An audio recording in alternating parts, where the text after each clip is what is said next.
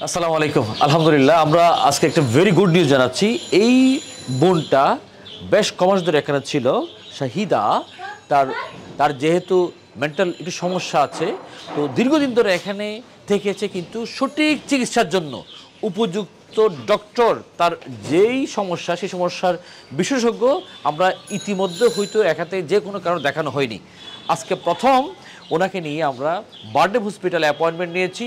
ওনার যে সমস্যা সেটার স্পেশালিস্টের জন্য অ্যাপয়েন্টমেন্ট রয়েছে। আমি সাথেই আমাদের মেডিকেল অ্যাসিস্ট্যান্টকেও দিয়ে দিচ্ছি। এবং এখানে নতুন একটা বিষয় আমরা সংযোজন করেছি।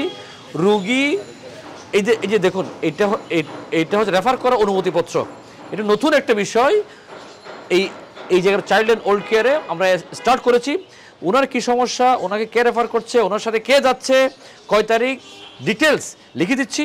চিকিৎসক ওনাকে চিকিৎসা দেওয়ার পরে এর পরবর্তী করণীয় এখানে থাকবে, ট্র্যাকিং থাকবে, এবং এই বোনটা সঠিক চিকিৎসা যাতে পায়।